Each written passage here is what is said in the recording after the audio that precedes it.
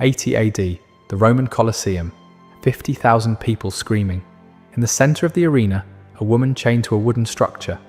Naked, terrified, suddenly they release a bull. Not to kill her, for something worse. The guards have built a mechanical replica of a cow. They shove the woman inside and force the bull to mount her.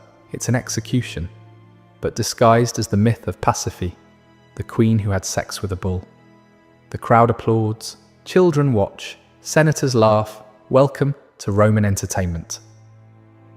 This isn't fiction, it really happened. The poet Martial was there at the Colosseum's inauguration, and he wrote it down. We saw Pasiphae joined to the bull. The ancient legend received testimony under Caesar. Rome, the greatest empire in history, laws, aqueducts, philosophy, and this, public rape turned into family entertainment.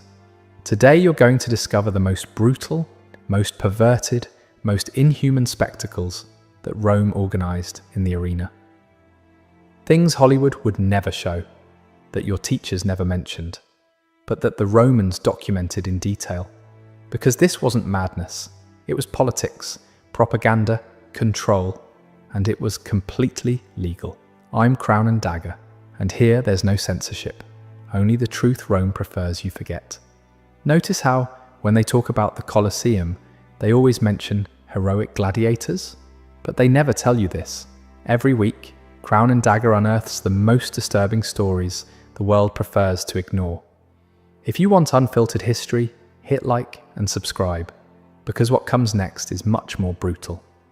Rome, 1st to 4th century AD, 60 million people, the largest empire in human history, and every major city had one thing in common: an arena, over 250 amphitheatres across Roman territory.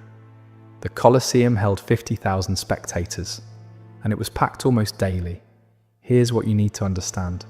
This wasn't random violence, it was industrial-scale death.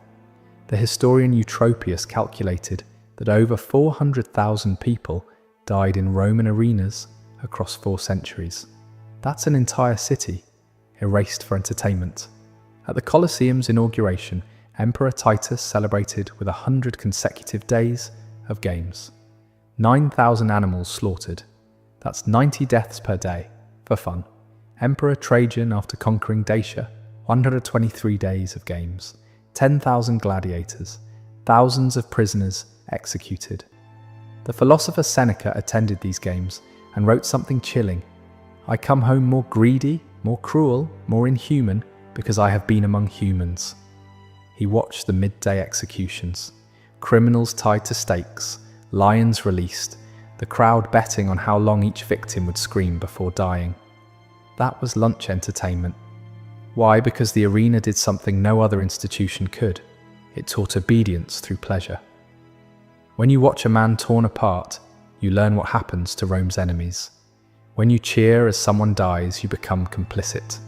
And that complicity was the point. According to historian Cassius Dio, Rome spent more on arena entertainment than on roads, schools, or hospitals by the 2nd century AD. They had supply chains bringing lions from Africa, criminals from Gaul, Christians from Judea.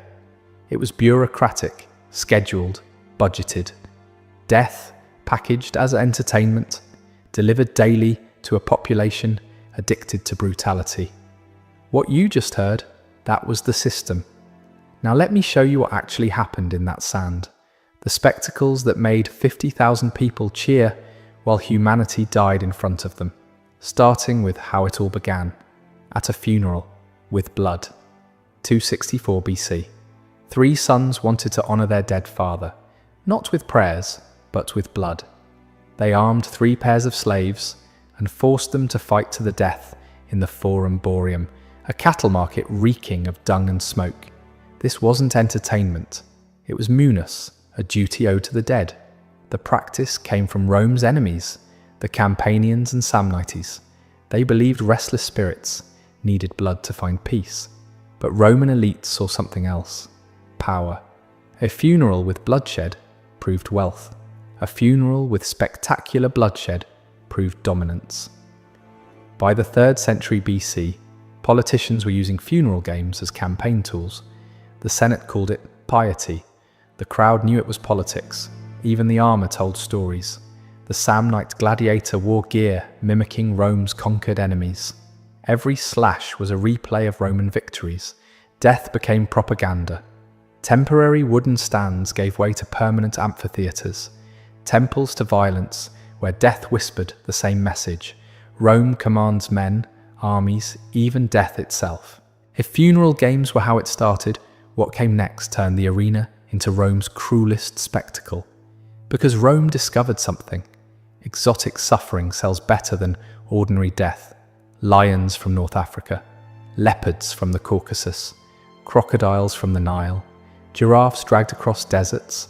They weren't displayed as wonders. They were condemned as prey in a carnival of slaughter. Romans called these shows Venationes, hunts, but they weren't hunts. They were executions of nature itself. Julius Caesar set the tone in 46 BC, parading a giraffe, the first ever seen in Europe. They called it a camelopardalis because Rome had no word for it. It didn't matter. The animal was thrown into the sand to be torn apart. The message: if Rome could seize the strangest beasts alive, it could conquer anything. The slaughter exploded. At the Colosseum's inauguration, Emperor Titus oversaw the deaths of more than 9,000 animals in one festival. Archaeologists found bones etched with deliberate starvation marks. Lions and bears were weakened beforehand to ensure a quick, bloody kill. Behind the scenes, logistics were brutal. Caravans dragged cages through scorching deserts. Fleets floated them down the Nile. Handlers risked their lives delivering living trophies to a city that demanded fresh blood with every sunrise. Pliny the Elder warned that rare species were vanishing from their homelands. Lions, leopards, elephants pushed toward extinction. The Colosseum wasn't just a theatre of death, it was an ecological wrecking ball. Animal massacres drew crowds, but Rome wanted more. They wanted suspense, imbalance, fights where the outcome was rigged but the suffering was real. They wanted theatre disguised as combat. When you picture a gladiator, you imagine two evenly matched warriors. The reality was twisted. Rome thrived on imbalance. Contests engineered for cruelty. Prisoners and criminals were shoved into the arena, dressed as clowns, handed wooden swords, and sent to die against seasoned killers. The crowd jeered as the doomed flailed and fell. Public execution disguised as sport. The weapons became characters. The retiarius fought with a fisherman's net and trident against the secutor, whose helmet was designed to deflect the net. It wasn't skill. It was suspense. Would the net ensnare or would the sword break through? Sometimes one gladiator faced multiple foes. Other times, entire units clashed, turning the arena into a swamp of blood and mangled corpses. The helmets were weapons of torment. Some narrowed vision, forcing fighters to stumble half-blind while the audience roared with laughter. Others were so heavy that raising one's head became agony. Armor wasn't protection, it was punishment. Gladiators dressed as barbarians, forced to mimic Rome's defeated enemies. Their inevitable loss reminded everyone: the empire always prevails. Mismatched combat was cruel, but it wasn't the worst, because Rome had a special category of victims. People who weren't meant to fight. They were meant to die screaming while the crowd laughed. By midday, combat gave way to theatre, with death at centre stage. Romans called it Damnatio ad Bestias, condemnation to the beasts, criminals, deserters, slaves, prisoners of war. They became unwilling actors in executions disguised as myth. Each punishment matched the crime. Thieves torn apart by wolves, arsonists burned alive, traitors thrown to lions.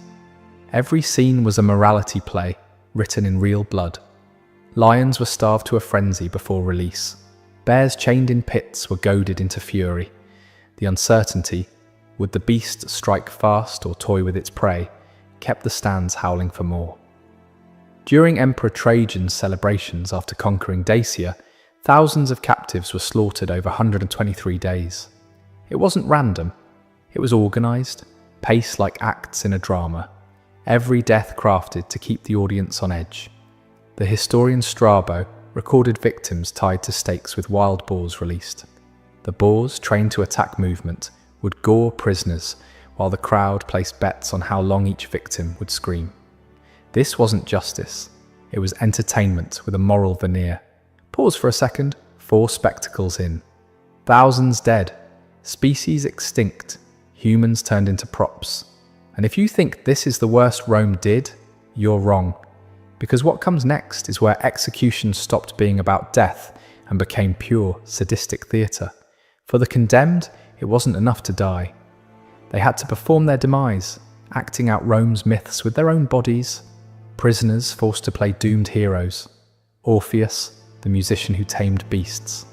In myth, animals sat enchanted.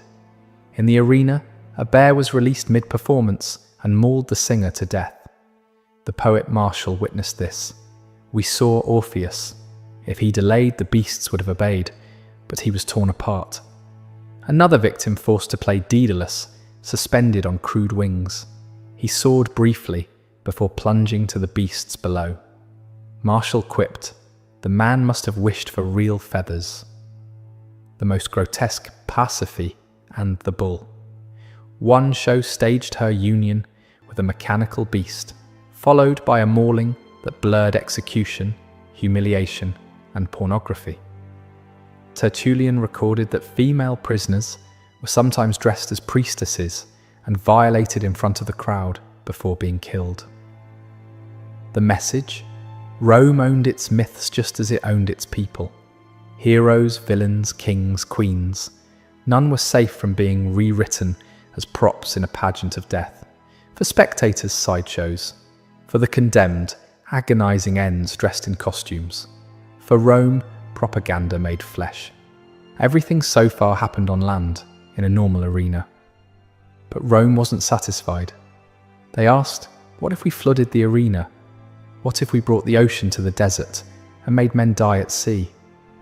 Mock naval battles, Naumachiae, were spectacles on an insane scale where water itself became a weapon. Julius Caesar in 46 BC dug an enormous basin near the Tiber, filled it with water and ships. Thousands of captives shoved aboard, told to fight as rival fleets. They weren't actors. They were men condemned to die for applause. Arrows, catapults, steel. A slaughterhouse afloat. Augustus expanded it. In 2 BC, he created a basin almost 2,000 by 1,200 feet, fed by a custom aqueduct just to keep it full. 30 warships clashed, crammed with prisoners, fated never to leave alive. The message, Rome could command seas where none existed.